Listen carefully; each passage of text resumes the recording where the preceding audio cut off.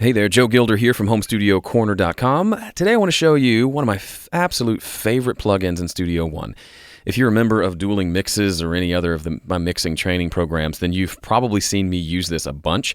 But if you've never used Studio One, you don't know how awesome it is. So it's called the Light Distortion. And I'm going to put it on this lead vocal track so you can hear how good it is. So here it is. I drag and drop it, which is just an awesome feature in Studio One. And here you can see it here. First of all, it looks cool. It's got this cool little background thing, wallpaper thing. Anyway, and the light brights up. You know, it lights up when you actually use the plugin, when there's audio running through it. Can't hear it yet, but you can see it lights up when he's singing. That's just exciting. But anyway, it's basically, if you've ever used amp modeling or just a distortion plugin, that's what it is. But I remember back when I was first using Pro Tools for years, there wasn't a distortion plugin included. Or if there was, I think it was that Sansamp one that was good, but it didn't have a lot of tonal options. This one's really cool, and I'm going to give you the 2-minute overview of all the awesome stuff about Red Light District. So, Red Light Distortion. See, the play on words fooled me. So you've got a big drive knob, which turns up how much distortion is there. Input knob, and this is really cool. This is basically a low and high pass filter. So you can say how much of the low frequencies and the highs are we going to feed into the distortion.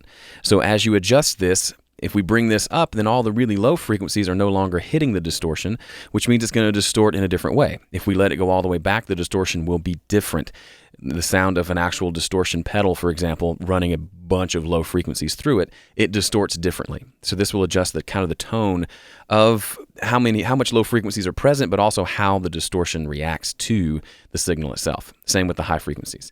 And then over here we have different stages of distortion. So 1, 2, and 3, you kind of add in more and more distortion or saturation depending on what type or shape that you choose. And if you click here, look, you've got all these different shapes. I tend to go with soft tube because it's not super aggressive, but op amp has been cool. Fuzz is obviously really fuzzy, cool for bass.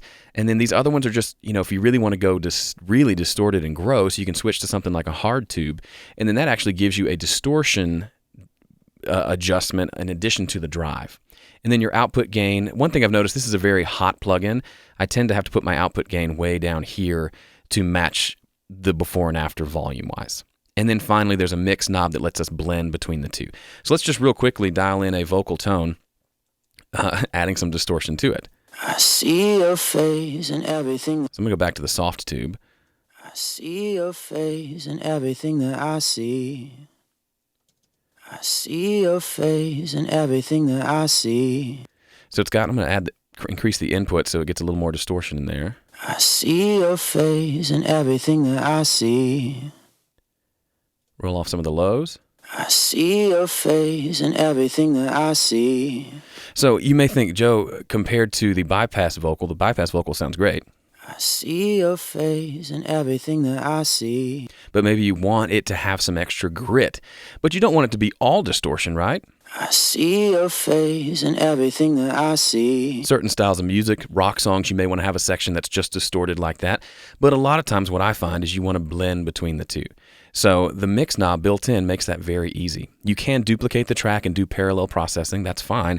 Or you can just use this mix knob to blend between the two. So straight up and down should be about 50-50 blend between the dry signal and the distorted signal.